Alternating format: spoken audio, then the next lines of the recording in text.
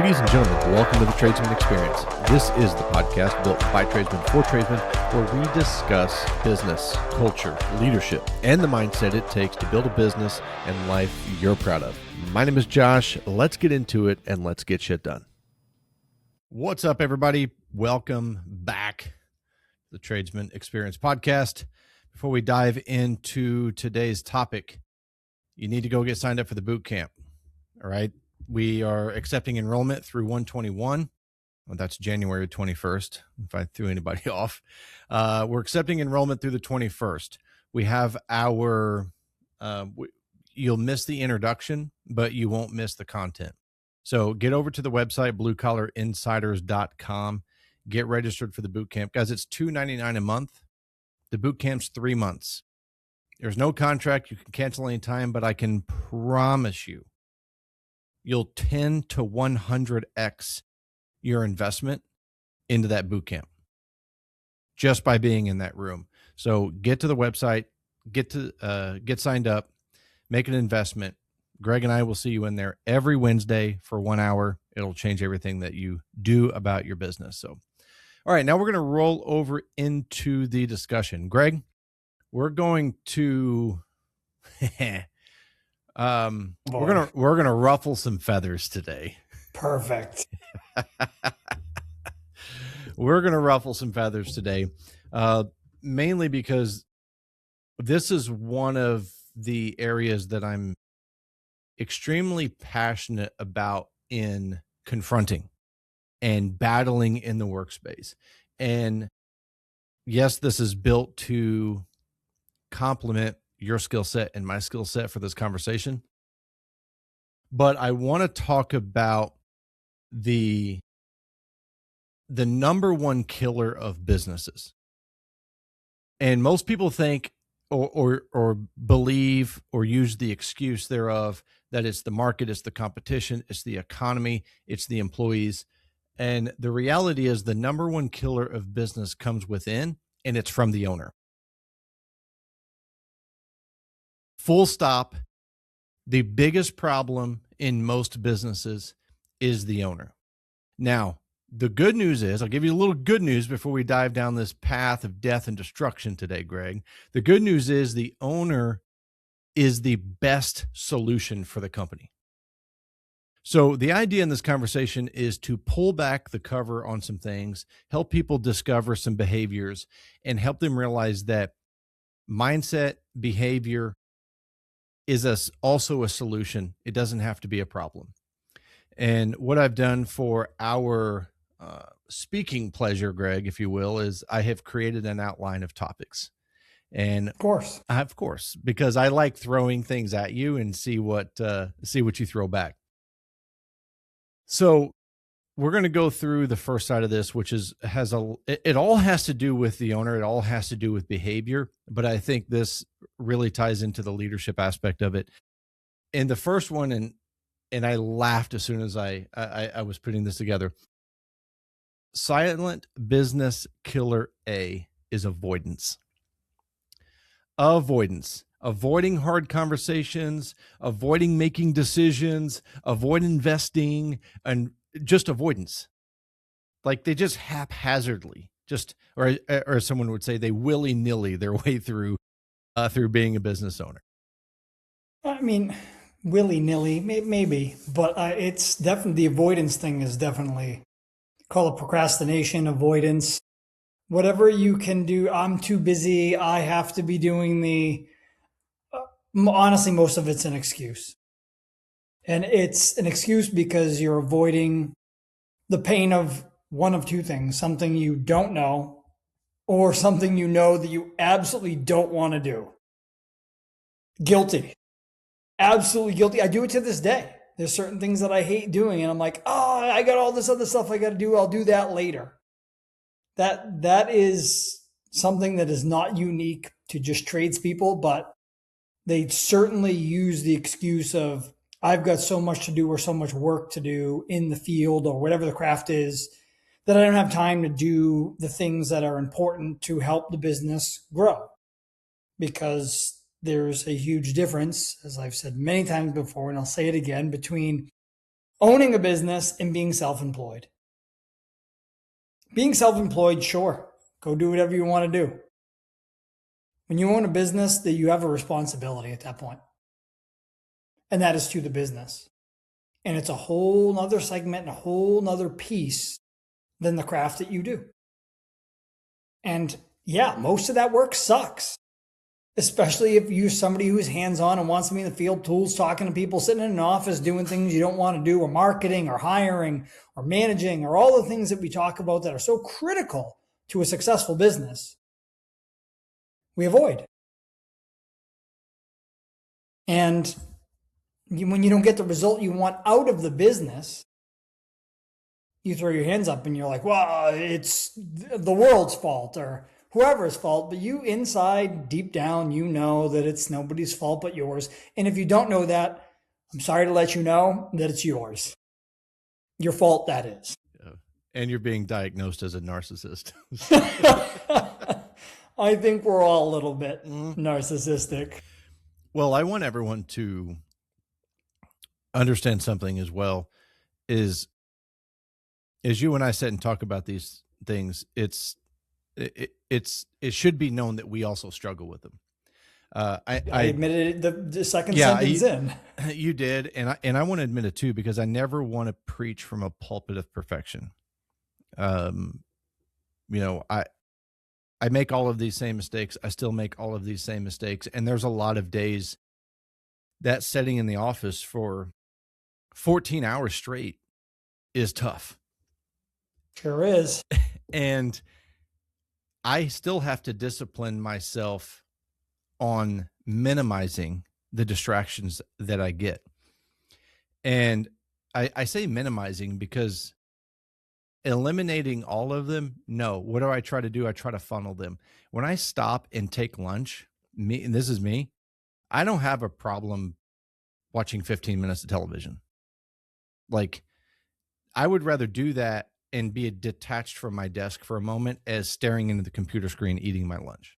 But that's intentional. That's by design, right? Like, it's by design, yes. You're not just getting distracted and then you're off into the wonderful world and forgetting about what you're doing. You know that if I don't get up and distract myself for an hour during lunch and maybe watch some TV, that I'm going to lose my mind, then it's going to be counterproductive. And that's probably the case for most tradespeople, and with the attention span that we have. Like, sure, you can get distracted, but do it with intention.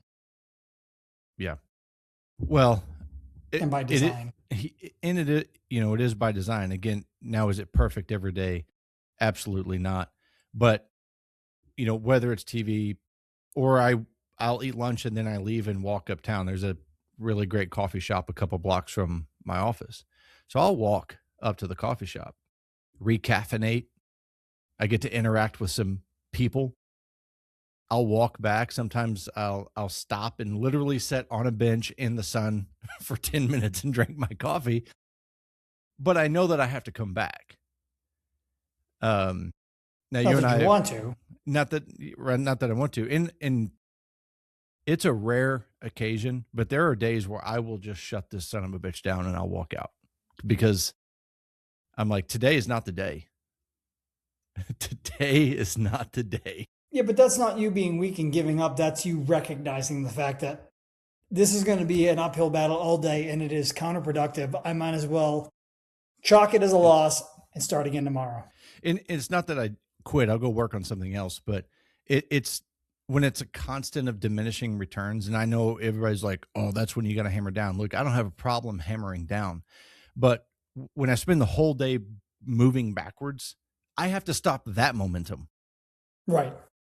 But it's not about driving yourself into the ground to get it done. When there's something that's got to get done, yes, you got to suck it up and you got to get it done. But if everything you do is a move in the wrong direction, well, then today is not the day to get it done. And you and I have had those days. We've shared plenty. Those days. And, it's like, you know what? It's 10 a.m. I'll talk to you tomorrow kind of thing. Like, I'm done. I'm out. Still available. Let me know if you need something. But the avoidance thing is, I like that you said procrastination, because the avoidance and procrastination, I think, are two sides of the same coin often. Kind of go hand in hand. Really, really do. So the next one here is bottlenecking. And this is what happens when leaders don't delegate or they have to approve everything. So, which will bring me to delegation in a second. And I'll just talk about it now.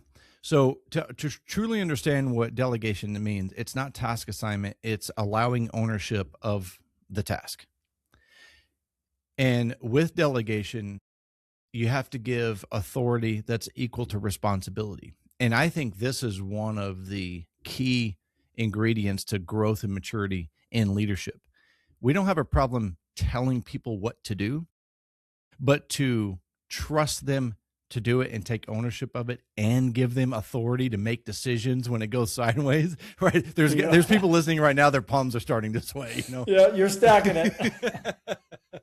It takes a lot to get there, and it has to be intentional. And there is a very simple method that we've created in our coaching, the walk me through your plan process. That's a delegation building process, because you start to understand interpretation and poor communication and all the bullshit that goes around with broken delegation. So when a business owner doesn't or won't delegate, you're creating a glass ceiling in the operation of the business. You are the glass ceiling.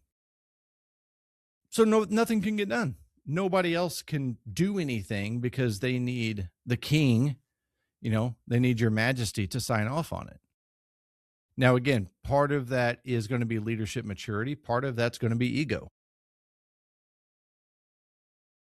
And recognizing the fact it's like, okay, is Greg very capable of doing this thing? Yes. Okay, then I need to put Greg in a position where he can do this thing, and he doesn't feel like I have to give him permission to make every decision.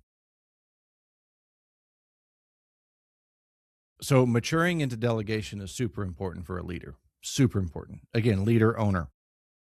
And I'm going somewhere with this too, because as you know, so I'm going to preface it a little bit, is the owner doesn't have to be the leader. Okay. Something I learned not that long ago. Right. And that's something that you and I work on daily. Right. So I just want a little asterisk there. Next, you'll like this one, shiny object addiction.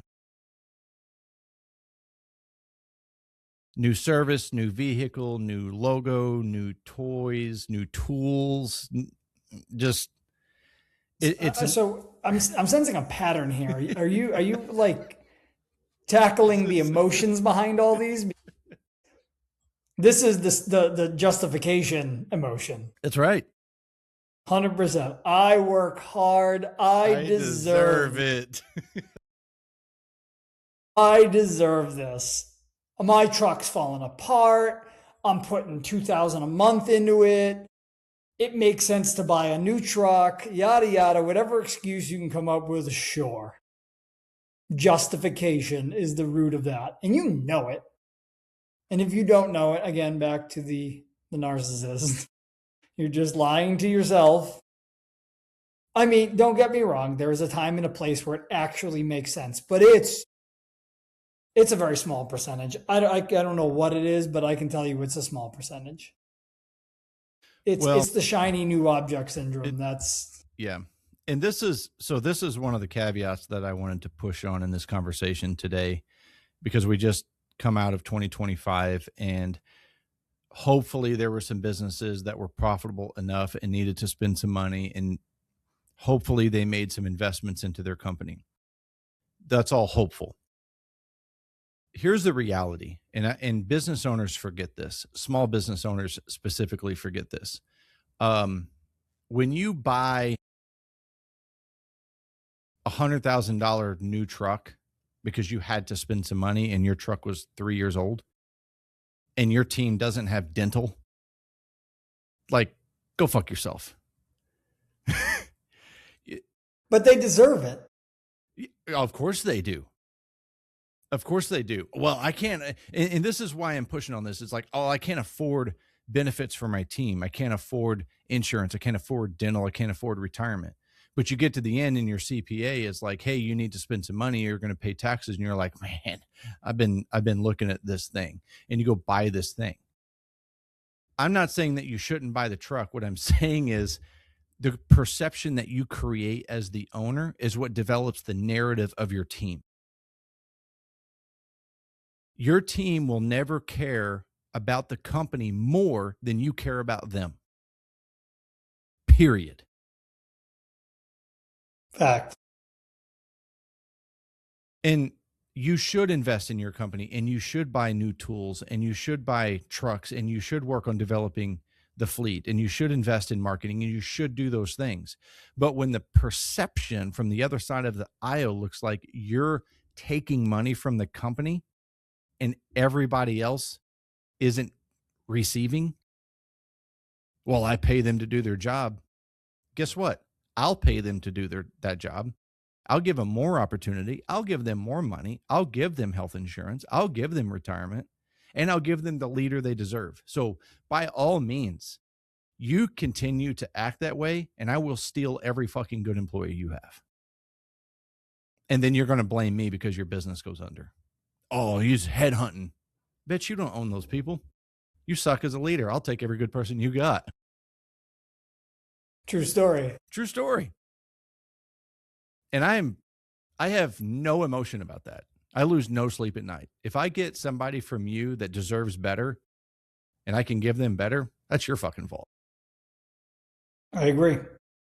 Because at the end of the day, they're not leaving you because you're a great leader. People don't leave jobs, they leave leaders. And on the other side of that, people don't leave great leaders for another job.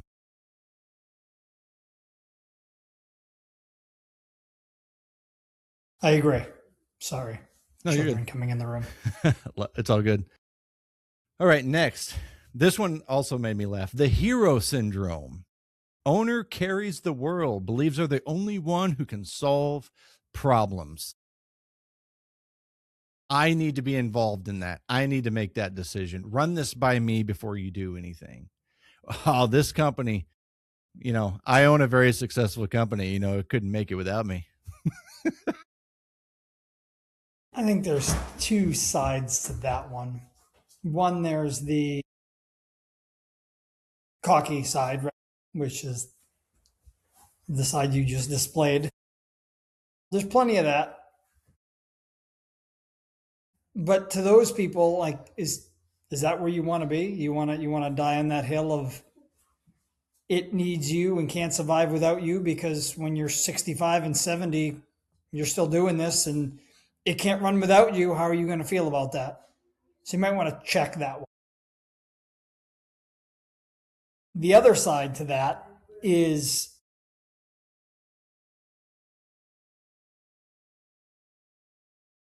I'm guilty of this.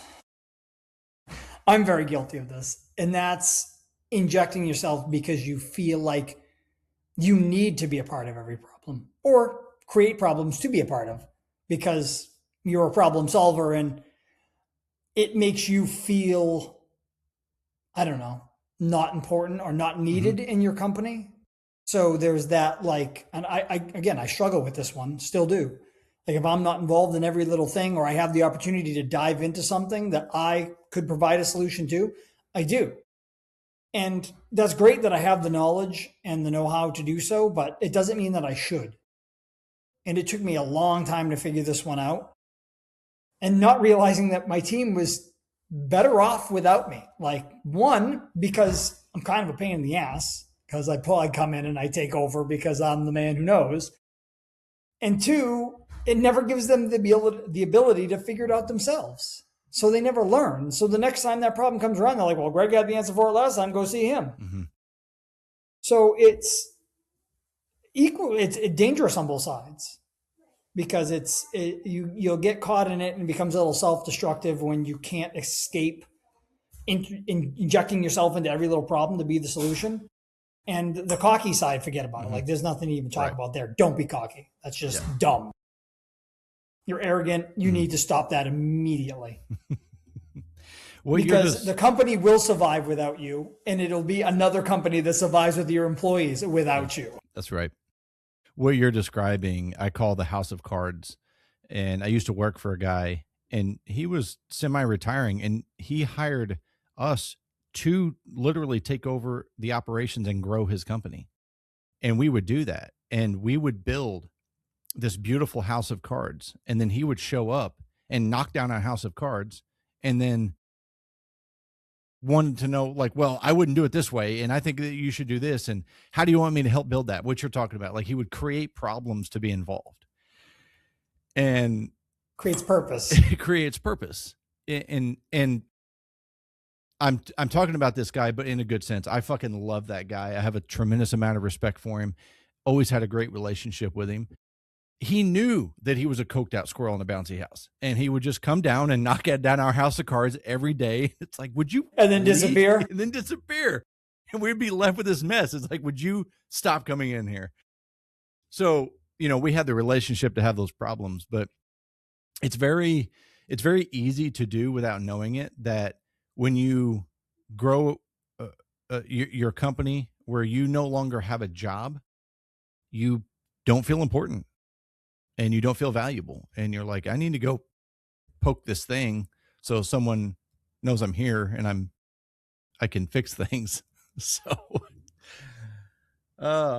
you essentially have to find a new purpose. You do. Yes, you do. And again, another asterisk in here is owner is not a role in the company. You love this one. I do love this one. So when your role in the company is replaced, you have to find a new role. Regardless of what that is, you might only fly at 30,000 feet. And if your role is high level strategies and visionary and equipping your team with tools, then that's great. Stay there. Yes. Get there and stay there.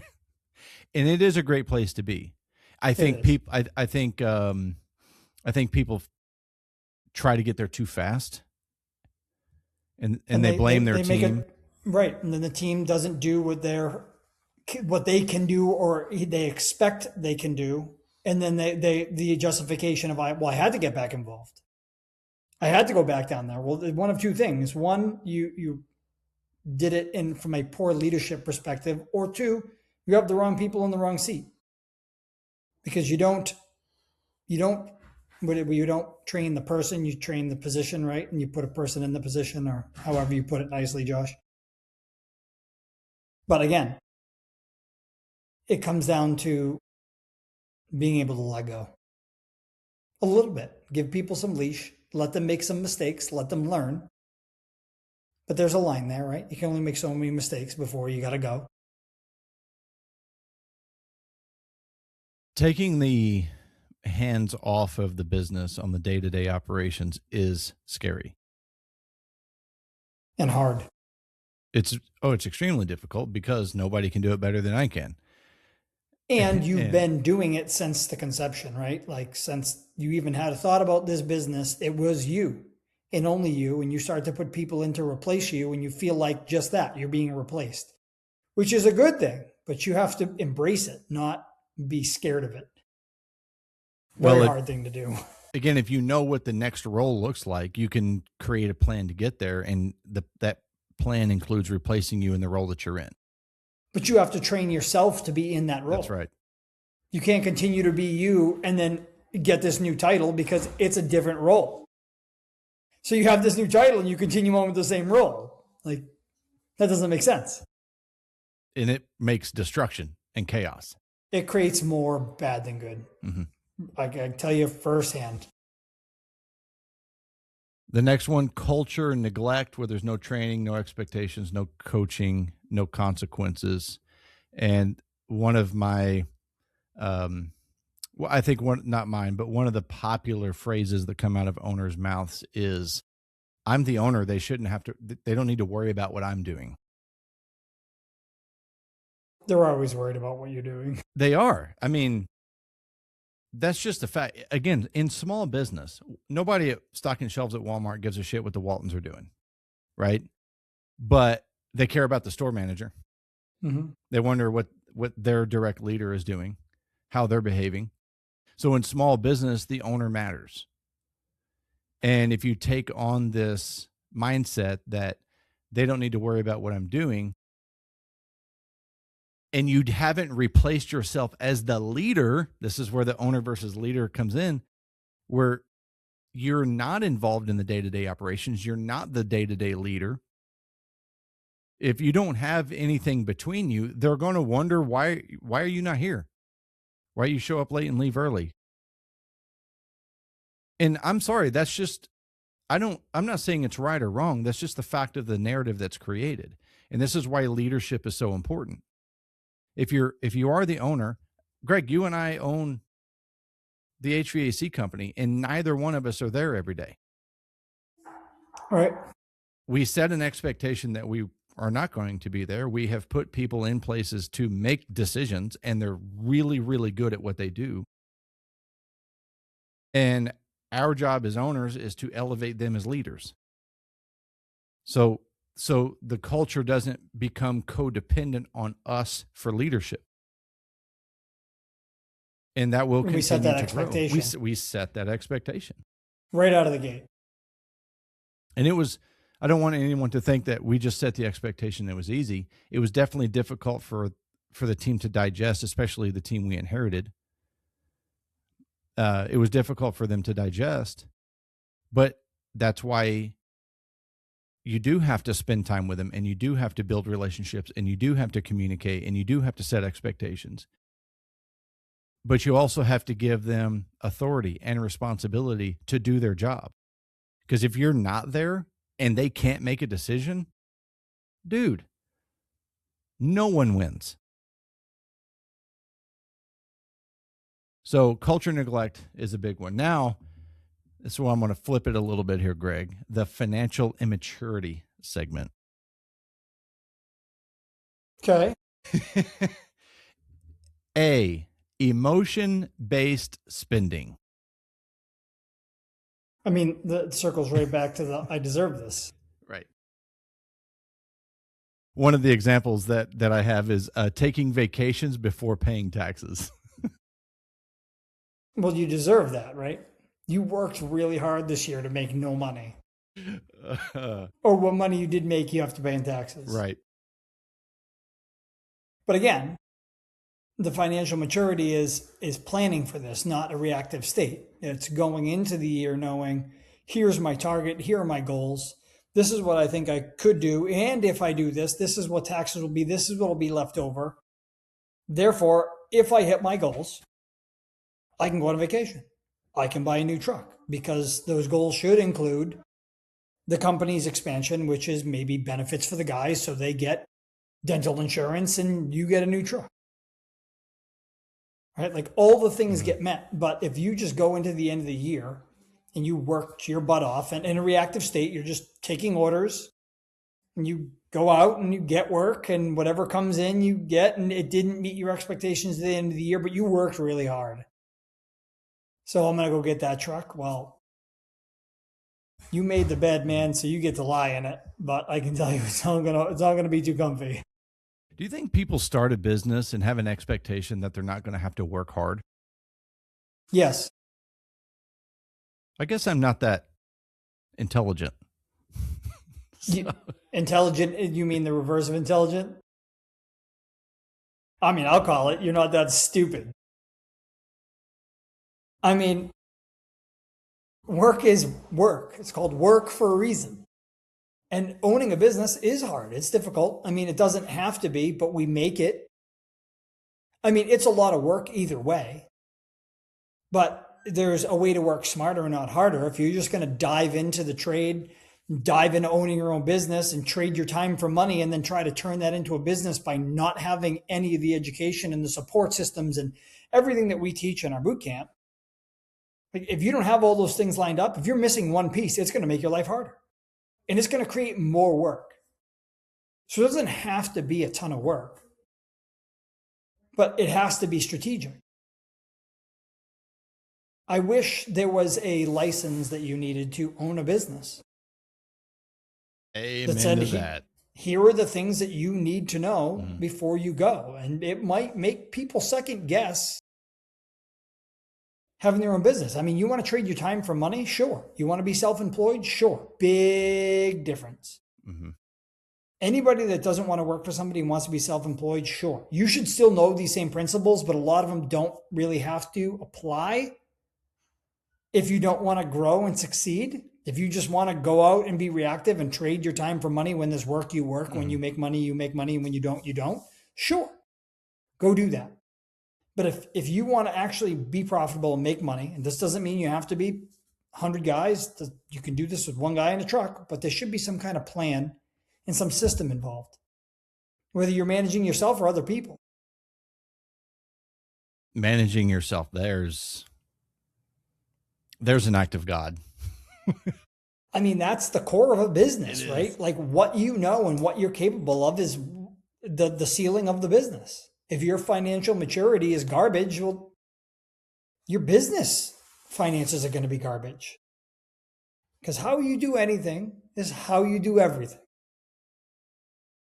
I don't know if I told you exactly why I started my first business. I didn't come out of a service truck and start an HVAC company. I had gotten out of a service truck and I was a territory manager. So I was doing sales and I had a cush job and I was making good money. I had all the things. And in 18 months, I met more ignorant business owners than I didn't know that I thought everybody knew how to run a business. I think that from the outside, people probably think that, oh, you have a business, you know how to run a business. And there's the facade too, right? Everybody puts up a beautiful facade. I mean, some of them you can see through pretty clearly, but anybody who's got a wrapped truck or a lettered van, or they put up a pretty good facade. Yeah. So when I started getting blamed as a sales rep, as a marketing rep and territory manager for their inability, I started asking questions. That's also when I started learning about business and leadership during that same era. But I left because I thought, well, I've seen 50 other contractors that have no idea what they're doing and all they do is complain.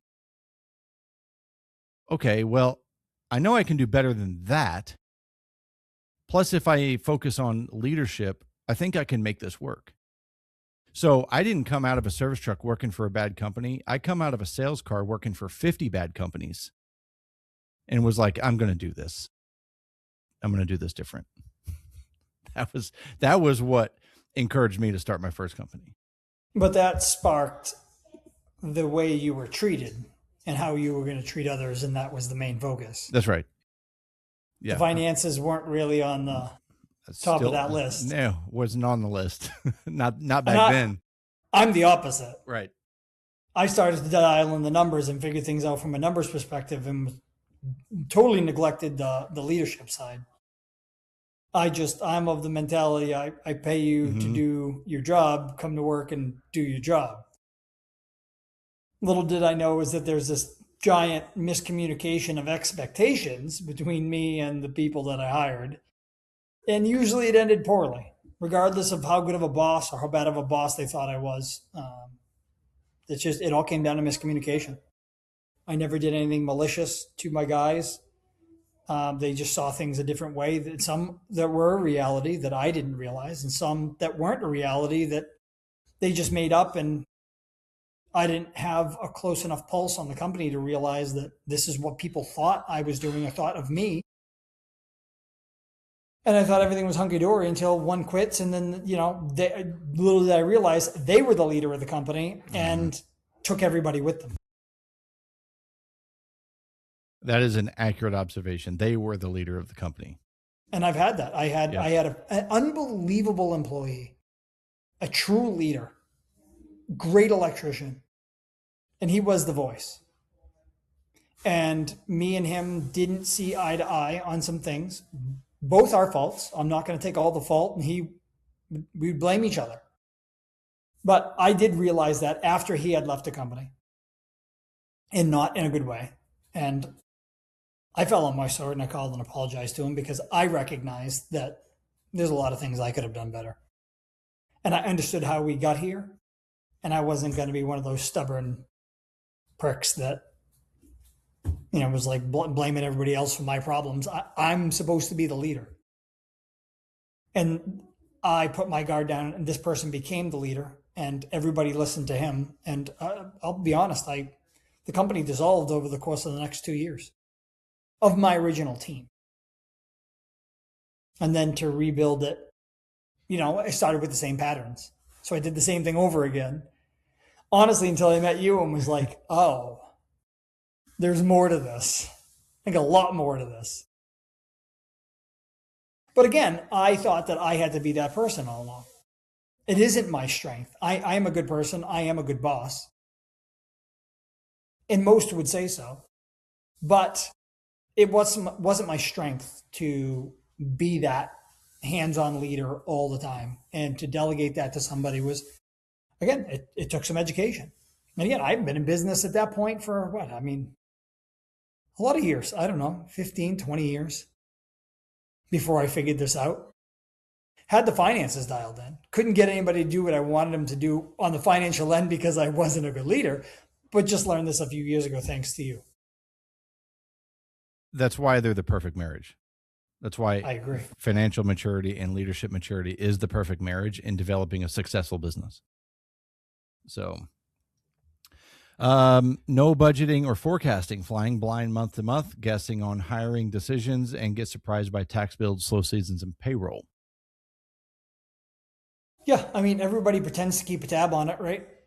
Oh, I'm doing good this year. I'm tracking this. I'm doing that. And nothing really is known until all the dust settles on December 31st. Well, actually, well beyond that, because by the time you get everything in your account and he cleans up all the mess that you made, as you're approaching April, he surprises you with the tax bill and you're like, what the heck? I already went on vacation because I worked hard last year and thought I made a bunch of money or bought a new truck. It's reactive. And yeah, there's a lot. If you've been in business more than a year, like there's no excuse. You have the data. You might not have it organized and perfect, but you have some historical data that is wicked powerful. And you can use that to build a forecast for the next year to say, I did these things right. I did these things wrong. If I do this or don't do that, I believe I can get to here. Doesn't mean it's perfect. It just gives you something to shoot for, and it's calculated. You're not just like, I'm going to get more bids in business, and I'm going to hire more guys. We're going to get more work. I'm going to make more money. Try it. Let me know how it works out. Very small percentage of people make it through that one. Or they do, they grow, they get huge, and then they end up right back where they started because there was no system, process, planning involved in that growth. They just, I'm going to get more work. It needs more guys. It makes more money. And that's why they say they're more profitable with 4 guys than 14. Oh, I've heard that one a million times. I've heard, and that's honestly what that comes down is lack of business intelligence. I'm sorry. There's no other excuse to it. If you had the right people in place, there was no excuse why you should be going backwards. You can blame whatever outside force there is. It comes down to you. Been there, done it. I know. It's way easier to manage 3 or 4 guys because I'm the one managing them. And I never had anybody between me and them that was good that could do it properly. So therefore, that person goes away. I have to get rid of that team and I come right back down to where I was.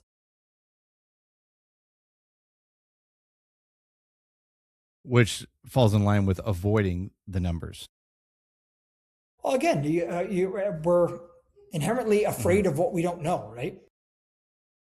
You can call it whatever you want. You can lie to yourself all you want. If you don't know something, you're typically afraid of it. And that's at the root. I mean, you might not be scared, shaking in your boots, but when the tax man comes, you might be. I don't know.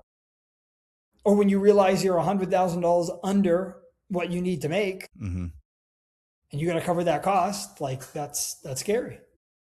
But avoiding it does not make that go away. It's been a decade now, so I'll share the story. Anyone that's listened for any amount of time knows that I fully admit I had complete financial ignorance of my first company and full trusting reliance on my business partner. And I focused on operations in the team. And then I didn't have my hands on the financial steering wheel at all. Year 4, 3, 4, started seeing some red flags that even my dumb ass could pick up on. But I remember coming back to the office one day, and the infamous Mama D, she said, "Hey, can I talk to you a minute?" I said, "Yeah, of course." She comes into my office and she goes, "The IRS came by today." I said, "What?" "Yeah, the IRS came into the office today looking for us." Oh, I said, and of course, I literally had no idea why they were there. No idea. This was news to me because, again, my disinvolvement with the financial operations of the business, amplified by my ignorance, left me in the dark. So, of course, I called my business partner and was like, "Hey, the IRS showed up today. Yeah, we owe tens of thousands of dollars in payroll tax that I didn't know we owed." Whew. Now, for those of you that don't know, the IRS can shut your business down whenever. And if there's one thing that they're absolute hornets on and that are relentless and will make an example of you, it's payroll taxes. Income taxes, they'll work with you, they'll play. Payroll taxes, don't mess with that one. They will come and they will crucify you because that's other people's. You're not just stealing from the IRS, you're stealing from the IRS on other people's behalfs. Right. So I get to experience that fear of what happens when you don't know these things and you're not involved and you're not smart and you don't have the maturity and the financial discipline to accept the responsibility of owning a business. And that's ultimately what it was at the end of the day. I had not accepted the responsibility of owning that business. I just stayed in my lane and I stayed in it too much. So it doesn't mean you had to be the financial guru, but no. You should know what's going on. I should know what's going on. I should be able to look at the gauges. I should be able to read the gauges and know what's going on. Now, what has that done for me? I got a PhD in business. I got a PhD in hard conversations, and everything that happened back then has just equipped me to have, the best working partnership with you, because we have all of the conversations, all of them, literally all of them. Yeah. And I think it's important, anybody that's in business, regardless if it's a partner or not, one of the things that I will testify to is that every time Greg and I have had a hard conversation, we both left the conversation better, not bitter. We both left the conversation better. I don't think there's ever been a bitter one. No, none. So, and some of them are hard. That's right. But what are you going to do? Not have them? I mean, the reality is like anything else is back to the avoidance, right? Like if you don't have the conversation now that's hard, trust me, you're going to have the conversation. And the longer you procrastinate and the longer you wait, the crappier that conversation is going to be. Not to mean it's going to be harder. It might even be easier because it's got to the point where it's so bad that it turns into a fist fight. Sure. But why even let it get that far? Have the conversation. Agreed. All right. This one ties into one of the asterisks I gave earlier, selfish money behavior. And you used a word earlier that I want everyone to write down, and it's calculated. Okay. Selfish money behavior is when an owner does nothing calculated, but just does it emotional. And I've seen businesses, I experienced it, but I've also seen other businesses where, hey, I want to buy this thing and now there's money in the bank. So I want to take X number of dollars out of the bank so I can go buy this thing. That was all of the calculation that was done. And I'm like, yeah, but 2 months ago, you guys couldn't make payroll. I don't understand.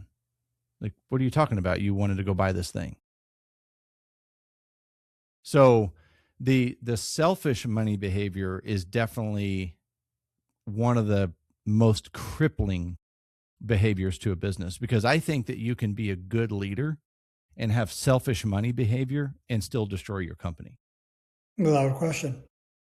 If you had an engine that required 7 quarts of oil to run and you took 2 out, would it still run? Probably. More than likely. Would it run if you took 6 of the 7 out? It'd run. For how long? Same. The cash in your business is the oil to the engine or the fuel. I mean, the oil analogy is more for growth. The fuel is whether you're in business or not, because you can suck it right down till it's dry and it'll run until it's dry and then it's done. The oil, if you want to plan to buy something or grow, you need cash. And you need consistent cash. If 2 weeks ago you weren't making payroll and then you got some money and you're like, I'm going to buy this thing because it's going to help me make more cash, there's some calculation that needs to be done there, not justified math. I'm going to buy this piece of equipment and I've got enough work to feed this equipment, however many hours a week, which covers the cost of the equipment broken down plus profit. If you can justify that, I mean, that's a no-brainer. You'd be stupid not to. If you can make more revenue, but if you're like, I got this one job, I'm going to buy this $50,000 piece of equipment. I couldn't make payroll 2 weeks ago. And then after that, we'll try to find more work for this piece of equipment. You're an idiot. Mm-hmm. That's great. You have an asset and a piece of equipment now. But now what? It's only an asset if it produces profit, though. I agree. Other than that, it's a liability. That's right. So now you have a $50,000 liability because you didn't want to rent a piece of equipment. Right. And yeah, it sucks to rent equipment in the beginning, but if you're renting that equipment month over month, I mean, do it for 3-4 months. Yeah, okay, I'm spending more in rentals each month than I would be if I just bought the equipment. Or do that ahead of time. I know I'm going to rent this equipment for this job for the next 3 months, and the rent payments are going to be this. It could pay off half of this. All I'd need is one other job to pay for this piece of equipment. Yeah, sure. If you plan on doing that type of work or needing that equipment, well, why not? I've done this. Scissor lifts. Electricians use them all the time. I mean, how many tens of thousands of dollars I spent on rentals for scissor lifts? $2,000 a month. I'm like, okay, I've done this enough to buy 2 lifts. I think it's time to buy a lift. But again, knowing that I had that type of work coming, and that's the work I was bidding, and that I would need these lifts. But just doing it because I wanted a shiny new lift, right. Now that's stupid. And first I started with a used one, not a new one. Well, you were willing to take your time, and that's where a lot of this emotional financial behavior comes in, is you were able to continue to, you're not going to make money on renting equipment because you're borrowing somebody else's asset, but you were willing to spend the money, cost of goods sold, to rent the equipment. And you use that data to go, this is how much we've spent thus far. This is what we're projected to keep doing. Okay, now we have good data to make a good decision. Instead of, right. Oh, we had to rent this thing 3 times last year, so we should just buy it. I hear guys like that. I want a spider crane, welders and fabricators listening. I want a spider crane. Stop watching Nick Vizzatis. You're not. I had a job that I could use it on once. I don't think most, I know the listeners don't know this. We had Nick Vizzatis in our mastermind group last month, and it was a blast. It was an absolute blast. But you know, when you see that and you see other people doing it, you're just like, well, it's a waste of money to rent something. Again, if that asset doesn't produce profitable revenue, that asset is immediately a liability. Correct. So anyway, yeah. No capital buffer. We know that most companies are 2 weeks from bankruptcy. Because there's no capital buffer, they don't know. That's money and savings. To operate your business. Yeah. You need money. Greg says 10%. Usually that ends up in around 2 to 3 months of operating expenses, overhead operating expenses. And this is where you can decide if you want to add payroll and keep your team busy, or not have payroll. If you had to lay everybody off, you could still pay the bills. That decision and calculation is totally up to you. But at minimum, you need to be able to cover your overhead operating expenses for up to 3 months. Now, does that mean you're just going to bank 3 months? No, you need to cover it for a week, and then 2 weeks, and then a month, and then 2 months, and then 3 months. And that gives you so much, it gives you the ability to take risk in your company, because worst case scenario, you're covered. I mean, typically you can do it on 5% ish, at least from my experience. That 5% sucks. There's times where it gets fluffed, and there's times where it gets almost sucked dry. I'm like, this doesn't make me feel good at night. If you want to sleep at night and you want to be comfortable, 10%. It's a great rule of thumb. Every business is a little different, but 10%. If you're growing rapidly, 20%. Other than that, you're gambling. You're playing with you're literally growing on hopes and dreams. The fact that you hope that this job, it goes through, you get the job, it's profitable, it gets done on time, and you get paid on time. Because other than that, then you get into the game of robbing Peter to pay Paul, and that gets messy. Peter doesn't like, because the first thing you're paying is payroll, and then your supplier houses are banging on your door because you're not paying them, so they don't want to give you any more. And they all talk to each other. At least in the plumbing, electrical, and HVAC trades, like one company has a 90-day balance, they'll call the others and say, hey, FYI, do you have an outstanding balance for so-and-so? We do. It's this much. And then they'll call you and be like, hey, we're cutting you off. Because they know it's coming for them. They all work with each other. You gotta have some cushion. It doesn't mean if you don't have it that you're a bad business person. It just means it's something to work toward. Put a little of each job in savings each time. But again, this all stems from knowing your numbers. When you go to bid the job, because if you're doing jobs and not making any extra money, well, we got to go back to the beginning, man. When you bid the job, you got to bid the job right. And then it's got to get done the way it was bid. And then you take a little piece of that profit and you put it away. You squirrel it. And then when there's enough in there, then okay, now we can come up for some air. Let's gamble. Let's take a little bit of this money and buy whatever, a new van or new truck, a new piece of equipment, new crane, whatever. And use that to grow the business. Calculated. Keyword today is calculated. Follow the bouncy ball. Calculated. And it's not that hard to do. It's very simple math. I want to rock through everything that we've covered. It has an impact. It has a consequence. And at the end of the day, the consequence falls on two parties, the team and the client. That's who suffers.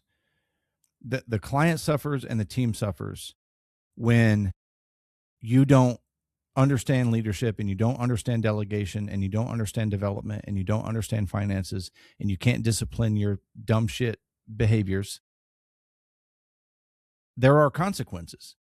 And a lot of business owners try to elevate themselves above consequences because they're the business owner. That's the title that's the badge that they use to fend off consequences.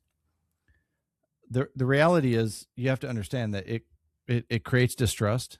It destroys morale. It drives good employees away. It eliminates loyalty, and it kills opportunity. Because if you don't think your customers see you, or if you don't think your customers hear bad things about you from your team, you're crazy. You're crazy. But you don't bite the hand that feeds you. I pay their paycheck. You're also a shitty boss. So, and understanding, and this is, as I was prepping for this conversation today, Greg, and kind of reflecting on my experiences and things that I've learned and things that we continue to see in coaching and the things that you and I overcome working together, I have learned that my circle continues to get smaller because my standards continue to get higher. And I'm not going to lower my standards to meet your expectations because you're going to use that as permission to do whatever the fuck you want. You can do whatever you want, but I don't have to tolerate it. And I'm proud of the really, really small circle that I have. And I'm also really proud of the really, really high standards that I have. And if you want a seat at this table, you have to meet those expectations, period. It's my table. Go sit at somebody else's. The reality is, those expectations aren't off the charts. Well, I don't think so. But but when people have to start questioning their own integrity and their own discipline and their own decisions, and they have to look in the mirror, those expectations become unrealistic to some. And again, I'm okay with that. I don't need the excuses. I don't need justification. I don't need your reasoning. Do you, man? I'm good. I like a small table. Oh, but again, it's one of the things that I appreciate about us is that small table. And I know that you operate the same way. I know your circle is really, really small, and I've had the good fortune of meeting some of the people in your circle, and of course, they're fucking outstanding. Shout out to Andre for sure. So, fucking love that guy. Yeah, there's nothing not to love. No, you meet him and you're immediately best friends. So if you're not an asshole, that's right. Yeah, yeah. You have to be on his level. Right. You have to be on his level, or that big scary bastard is not going to tell you something that you want to hear. But I say that because you have to understand that no matter what it is that you're doing, there's consequence or reward. There's no gray area. You don't get to do whatever you want. The reward. You can do whatever you want. Well, but there's consequence. There's consequence. I stand corrected. I think that's where the biggest disconnect in this day and age comes in, is the lack of consequence or thought of potential consequence. Yeah. Which, if you don't believe in consequence, you have no accountability. So if you don't think there should be, means you don't even get within miles of this circle. That's right. That's right. You don't even get to see the circle from a distance. The windows have mirror tint. You're going to see yourself. So just for you. Assholes may appear closer than they are. So I want to go through a couple checkpoints here because I don't want to end this on a negative note. I hope this was a bit of a discovery for some people, because the path to maturity is not, it's simple, not easy. And it's simple because it's not rocket science, but it's hard because it takes consistency. It is discipline. It is consistency. It is showing up no matter what. So knowing your numbers. If you own a business, you have a responsibility to know and on some level understand the financial operation and health of your business, period. When you started a business, you signed on the line and you said, I accept the responsibility of understanding the financial health of my company, period. You call it fine print if you want. That's what you accepted. 2 is paying the business first. Investing into the business is necessary. So if you are making profit, which you should be making profit, you can put that back into the business. However, and this is one of my favorite things that Greg says, you should already be getting paid and still be profitable. It's what you do with the profit that can make you a successful business owner. Correct. A delegation. And determine your personal success. Yes. And this is the thing too, is, if you want to make $100,000 a year and not touch anything, not be involved, that's fine. There's $50 an hour that has to be calculated into the overhead, and that $50 an hour is divided up by however many revenue generating positions you have in your company. So it's part of the overhead calculation. That's great. But you have to stay in that position. You don't get to come in whenever you want and get in everybody's way and knock down their house of cards. And you also don't get to come in whenever you want and complain and blame your team for low performance. And if you're just the bad messenger, nobody wants to see you. So there is a calculation to this, and you can be in this role. You just need to make sure that you have leaders and systems in place so you don't need to be in the way, which we can help with, by the way. Delegation and building systems. So I just kind of hit on that. Decision making. This is one of the things I've really tried to focus on a lot, Greg, honestly. How we make decisions. More specifically, am I making decisions too fast or am I making them too slow? Like, that's something I try to be conscious of. It's like, okay, well, the gravity of the situation should determine the length of the decision, how long it takes to make the decision. I don't need to have a full conversation to make a low-level decision. Is this what you think we should do? Yes. Okay, do it. Fine. Hey, I think we should invest $100,000 and buy 3 vans. Okay. I'm not going to say, yep, sounds good. Okay, we need to have a conversation about that. There needs to be some strategy, and we need to do some calculations. And some calculations. Yeah, and some calculations. So, but being able to make a decision. The other part of this, and this is an issue that I see with business owners, is they're non-committal. And their team becomes non-committal. It's like, make a decision. Don't hem-haw around about it. Make a fucking decision and commit to the decision until it doesn't go right. Then reevaluate and make a new decision. But own it either way. Oh, yeah. Either way. Plus or minus. Own it either way. Facing problems early, having hard conversations. One of the things I try to remind people is it's not always confrontation. Having hard conversations means the better way to phrase it is, are you having the right conversations? Stop making hard conversations sound like confrontation. Just ask yourself, am I having the right conversations?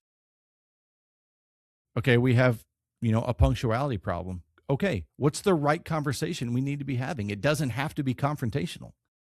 We just need to be having the right conversation. So that's a mindset shift. That's a rewrite in the narrative of how we approach some of these things. It's like, everything doesn't have to be a hard conversation. Let's just make sure we're having the right one. And lastly, remember the mission. Where are you going and why are you trying to get there? If your mission is to get rich, then you have to build a model to support that, and you have to make sure that you don't disrupt the model. If your mission is to build a team that offers people career opportunities and to become a pro, then build a model to support that. Regardless of what your purpose is, make sure that the model supports it. Because if not, there's going to be a lot of conflict trying to develop that result. So anyway, Greg, this was a fun conversation. Yeah, I think it was. And for those who are listening that agree with a lot of this stuff, good for you. More importantly, to the ones who disagree or are aggravated by this conversation, I think you need to do a little self-reflection. If you think we're talking to you, we are. I feel attacked. Consider yourself attacked. Consider yourself attacked. And from a loving perspective, but you gotta own it. You may not want to face it, you may not want to admit it, but it's there. And if you don't, it'll consume you. It'll be the demise of your business or a lot of pain. So you can either own it, or you can end this podcast, shut it off, and say that we're stupid and we don't know what we're talking about. And you can go back to do what you think is right. Well, if you're asking the smart question and you want to know, okay, I agree with this, how do I make the change? BlueCollarInsiders.com. Our boot camp is starting. The content kickoff is January 21. The intro is today, as of this recording is today. We actually have that in an hour and a half.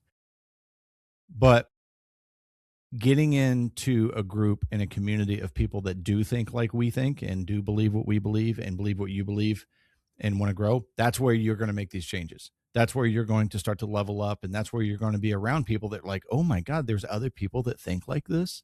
And let me tell you, we've got some fucking weapons in our community, some absolute weapons.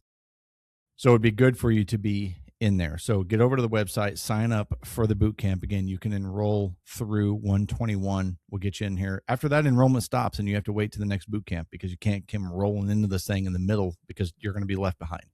That's why we do it that way. So get to the website, check that out. We're on Instagram at Blue Collar Insiders.